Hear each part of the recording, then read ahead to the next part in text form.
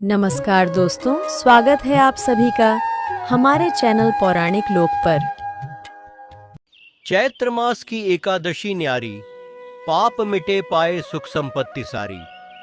ध्यान धरें जो नारायण का प्यारे, कभी न रहे जीवन में दुख के सहारे। राधे राधे हरे कृष्णा प्रिय मित्रों, आप सभी को पुण्य फलदायिनी पाप मोचनी एकादशी की हार्दिक शुभकामनाएं। प्रिय मित्रों, चैत्र मास के कृष्ण पक्ष में आने वाली एकादशी को पाप मोचनी एकादशी के नाम से जाना जाता है। पाप मोचनी शब्द पाप और मोचनी दो शब्दों से मिलकर बना है। पाप का अर्थ है पाप या दुष्कर्म और मोचनी का अर्थ है पाप कर्म से बचाने वाली। मित्रों, अपने जीवन में हर मनुष्य जाने अनजाने में ही सही पर छोटे बड़े पाप जरूर करता है, जिसका प्रायश्चित व्यक्ति को समय रहते ही कर लेना चाहिए, नहीं तो नरक की यातना भुगतनी पड़ती है। प्रिय भक्तों, मनुष्य के इन्हीं पापों का क्षण भर में ही नाश करने वाली एकादशी है पाप मोचनी एकादशी। कहा जाता है कि पाप मोचनी एकादशी का व्रत करने से मनुष्य के सभी पाप नष्ट होकर अंत समय में मोक्ष प्राप्त होता है। यह व्रत आर्थिक रूप से समृद्धि और सौभाग्य बढ़ाता है और पारिवारिक जीवन में सुख शांति और प्रेम बनाए रखता है। तो चलिए मित्रों, माता लक्ष्मी और भगवान श्री हरि विष्णु जी के चरण कमलों का ध्यान करते हुए सुनते हैं पाप मोचनी एकादशी के व्रत की पुण्य फलदायी कथा। एक समय की बात है, धर्मराज युधिष्ठिर ने भक्तिभाव से श्री कृष्ण से विनय पूर्वक पूछा, हे जनार्दन, हे मुरलीधर, कृपा करके मुझे बताइए, चैत्र मास के कृष्ण पक्ष की एकादशी का क्या नाम है और इसका क्या महत्व है। तब करुणामय भगवान श्री कृष्ण ने स्नेह पूर्वक उत्तर दिया, हे राजन, यह पुण्यदायिनी तिथि पाप मोचनी एकादशी कहलाती है। इसके व्रत और कथा के श्रवण से मनुष्य के जन्मों जन्मों के पाप नष्ट हो जाते हैं और उसे परम शांति एवं मोक्ष की प्राप्ति होती है। हे राजन, पापमोचनी एकादशी व्रत के महत्व का वर्णन भविष्य उत्तर पुराण और हरिवंश पुराण में किया गया है। ऐसा कहा जाता है कि पाप मोचनी व्रत व्यक्ति को सभी पापों के प्रभावों से न सिर्फ मुक्त करता है, बल्कि व्यक्ति को पाप करने से बचाता भी है। पाप मोचनी एकादशी का व्रत करने से हिंदू तीर्थ स्थानों पर विद्या ग्रहण करने, गाय दान करने और अश्वमेध यज्ञ करने से भी अधिक पुण्य मिलता है। हे राजन, एक बार देवर्षि नारद ने आदर पूर्वक अपने पिता जगत सृजनहार ब्रह्मा जी से विनती की, हे पिताश्री, कृपा करके मुझे चैत्र मास के कृष्ण पक्ष की एकादशी की दिव्य कथा सुनाइए। ब्रह्मा जी मुस्कुराकर बोले, हे वत्स नारद, यह व्रत अत्यंत पुण्यदायी है और इसकी कथा अत्यंत मधुर एवं कल्याणकारी है। अतः तुम इसे एकाग्रचित होकर श्रवण करना, क्योंकि अधूरी कथा या अपूर्ण ज्ञान न तो लाभकारी होता है और न ही मोक्षदायी। तब नारद जी विनम्र होकर बोले, हे प्रभु, मैं पूर्ण श्रद्धा और मनोयोग से इस पावन कथा को सुनने के लिए तैयार हूँ। कृपा कर आप इसे आरंभ करें। ब्रह्मा जी प्रसन्न होकर बोले, हे नारद, ध्यान पूर्वक सुनो, यह कथा अत्यंत पुण्यदायिनी है। प्राचीन काल में चित्ररथ नामक एक अत्यंत मनोहर वन था, जहाँ सदा वसंत ऋतु का वास रहता था और चारों ओर सुगंधित पुष्प खिले रहते थे। उस रमणीय वन में कभी गंधर्व कन्याएं आनंद पूर्वक विहार करती थीं और कभी स्वर्ग के राजा इंद्र अपने अन्य देवताओं संग क्रीड़ा करते थे।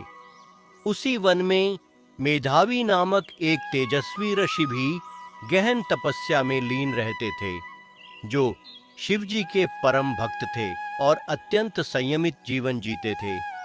एक बार की बात है, जब महर्षि मेधावी अत्यंत गहन एकांत में भगवान शिव की कठोर तपस्या में लीन थे और उनके चारों ओर वनों की नीरवता और दिव्यता व्याप्त थी, तभी स्वर्ग की सुंदर अप्सरा मंजुघोषा ने ऋषि की कठिन साधना देखकर उन्हें मोहित करने का प्रयास किया। वह कोमल पगों से समीप आकर कुछ दूरी पर बैठ गई और अपनी मधुर वीणा के दिव्य सुरों से सारा वातावरण सुरम्य और रागमय कर दिया। मीठी ध्वनि, मोहक स्वर और अनुपम सौंदर्य से वन की शांति में भी एक विचित्र आकर्षण भर गया। उसी समय कामदेव ने भी ऋषि मेधावी की तपस्या को भंग करने के लिए अपने बाण चलाने का प्रयास करने लगे। कामदेव ने उस सुंदर अप्सरा के भ्रू का धनुष बनाया, कटाक्ष को उसकी प्रत्यंचा बनाई और उसके नेत्रों को मंजुघोषा अप्सरा का सेनापति बनाया। इस रूप में सज्जित होकर कामदेव ने महर्षि मेधावी जैसे परम शिव भक्त को भी वश में करने की ठान ली। उस समय महर्षि मेधावी स्वयं भी तेजस्वी और हृष्ट-पुष्ट युवा थे, जिन्होंने यज्ञोपवीत और दंड धारण कर रखा था और अपने तेज में वे मानो स्वयं कामदेव के ही समान प्रतीत हो रहे थे। मुनि मेधावी को तप में लीन देख कामदेव के वश में आई सुंदर अप्सरा मंजुघोषा ने अपनी कोमल अंगुलियों से धीरे धीरे वीणा बजानी शुरू की और मधुर स्वर में प्रेम भरे गीत गाने लगी। उसके स्वर और सौंदर्य की माधुर्य लहरें वातावरण में व्याप्त हो गईं और मुनि का मन भी विचलित होने लगा। धीरे धीरे मुनि मेधावी उस अप्सरा के मोहक रूप और सुरों में पूरी तरह आकर्षित हो गए और उनके मन में काम की भावना जाग उठी। जब मंजुघोषा ने उन्हें कामग्रस्त जानकर अपने कोमल बाहुपाश में भर लिया, तो मुनि भी उस मोह माया में बंध गए। शिव जी का स्मरण और तपस्या सब विस्मृत कर वे कामवश अप्सरा संग रमण में लीन हो गए। मुनि मेधावी काम वासना में इतने अधिक डूब गए कि उन्हें समय का कोई भान ही न रहा, न दिन की सुधि रही न रात की। वे लंबे समय तक मंजुघोषा के साथ उसी मोह माया में रमण करते रहे और अपनी तपस्या, व्रत और साधना सब भूल बैठे। जब कई दिन बीत गए, तब एक दिन मंजुघोषा ने मुनि से निवेदन किया, हे महामुनि, हमें इस प्रकार रमण करते हुए बहुत समय हो चुका है, इसलिए हे ऋषिवर, कृपा करके अब मुझे स्वर्ग लौटने की आज्ञा प्रदान करें। अप्सरा के इन वचनों ने मुनि को धीरे धीरे मोह से बाहर लाने का कार्य किया। अप्सरा की बात सुनकर ऋषि ने कहा, हे मोहिनी, संध्या को तो आई हो, प्रातःकाल होने पर चली जाना। ऋषि के ऐसे वचनों को सुनकर अप्सरा उनके साथ रमण करने लगी।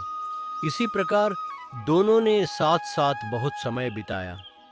मंजुघोषा ने एक दिन फिर ऋषि से कहा, हे विप्र, अब मुझे यहाँ आए काफी समय बीत चुका है और अधिक समय तक मेरा यहाँ रुकना उचित नहीं।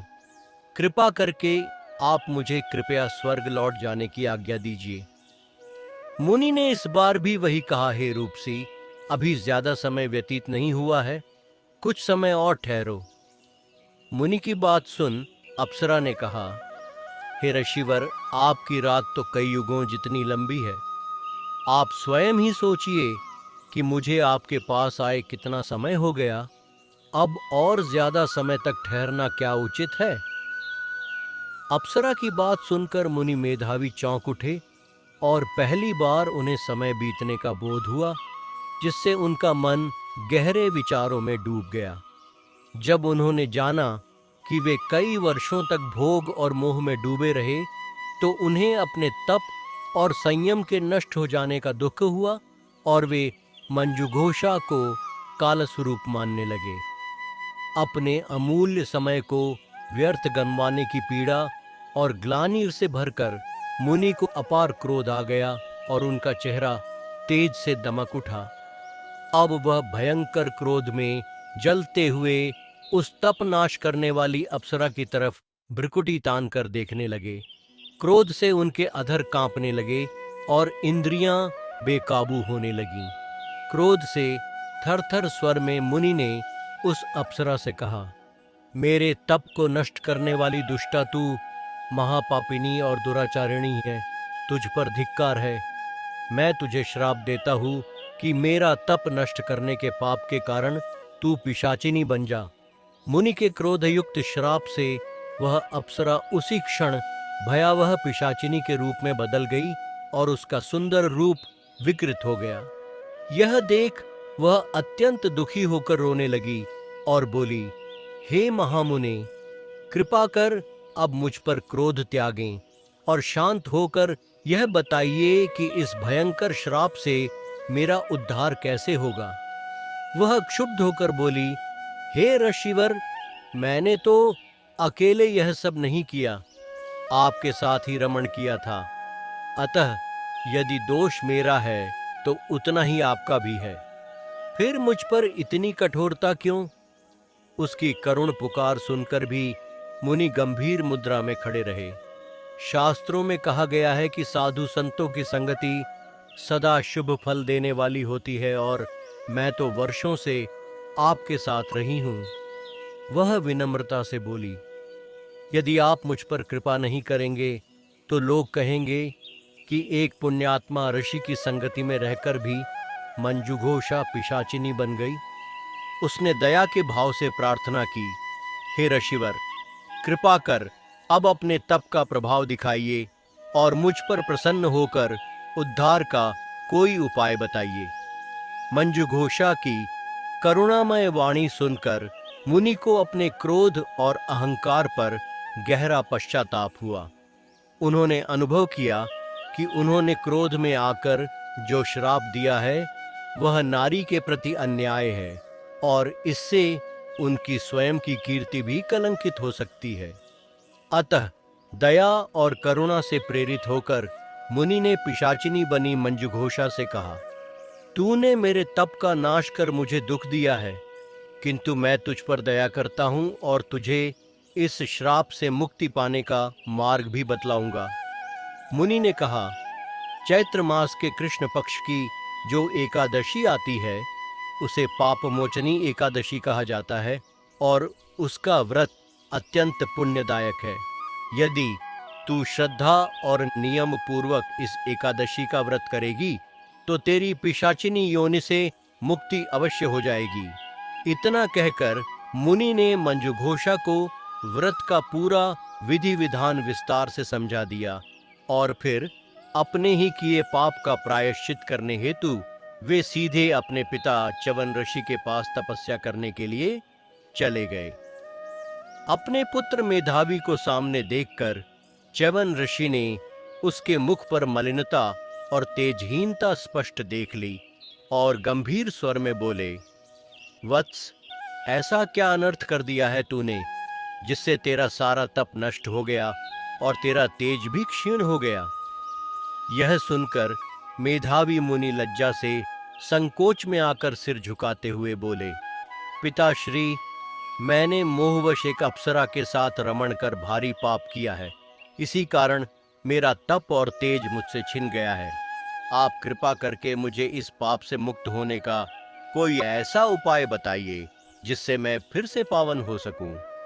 च्यवन ऋषि ने पुत्र की बातें सुनकर करुणा भाव से कहा, वत्स, चिंता मत कर, प्रत्येक पाप का प्रायश्चित संभव है। तुम चैत्र मास के कृष्ण पक्ष में आने वाली पुण्यदायिनी पाप मोचनी एकादशी का श्रद्धा और विधि पूर्वक व्रत करो। इस एकादशी के प्रभाव से तुम्हारे द्वारा किए गए समस्त पाप नष्ट हो जाएंगे और तुम्हें पुनः तप और तेज की प्राप्ति होगी। पिता च्यवन ऋषि के उपदेशों को श्रद्धा पूर्वक ग्रहण कर मेधावी मुनि ने चैत्र मास की पापमोचनी एकादशी का विधि पूर्वक उपवास और पूजन संपन्न किया। व्रत की महान शक्ति से उनके समस्त पाप नष्ट हो गए और उनका खोया हुआ तेज तथा तप पुनः लौट आया। उधर मंजुघोषा अप्सरा ने भी श्रद्धा और नियमों के साथ इस एकादशी का व्रत किया, जिसके फलस्वरूप वह पिशाचिनी योनि से मुक्त होकर पुनः दिव्य सौंदर्य को प्राप्त कर स्वर्गलोक लौट गई। तब लोमश मुनि ने राजा से कहा, हे राजन, यह पापमोचनी एकादशी अत्यंत पुण्यदायिनी है। इसके व्रत से मनुष्य के जन्म जन्मांतर के भीषण पाप भी नष्ट हो जाते हैं। इस पावन व्रत की कथा को श्रद्धा से सुनने और पढ़ने से मनुष्य को सहस्त्र गौओं के दान के बराबर फल प्राप्त होता है। यहाँ तक कि जो ब्रह्म हत्या, स्वर्ण चोरी, मद्यपान अथवा परस्त्री गमन जैसे घोर पापों से ग्रसित हैं, वे भी इस व्रत से पाप मुक्त होकर अंत में स्वर्गलोक को प्राप्त होते हैं। अतः हे प्रियजनों, जो भी मनुष्य श्रद्धा और विधि पूर्वक इस पाप मोचनी एकादशी का व्रत करेगा, उसके जीवन के समस्त पाप निःसंदेह नष्ट हो जाएंगे और वह पुण्य का भागी बनेगा। साथ ही जो कोई इस व्रत की महिमा का श्रवण अथवा पाठ श्रद्धा पूर्वक करता है, उसे सांसारिक दुखों, कष्टों और समस्त विघ्न बाधाओं से छुटकारा मिल जाता है। अतः आओ सभी मिलकर प्रेम और भक्ति से श्रीमन नारायण का नाम स्मरण करें। श्रीमन नारायण नारायण हरि हरि, श्रीमन नारायण नारायण हरि हरि।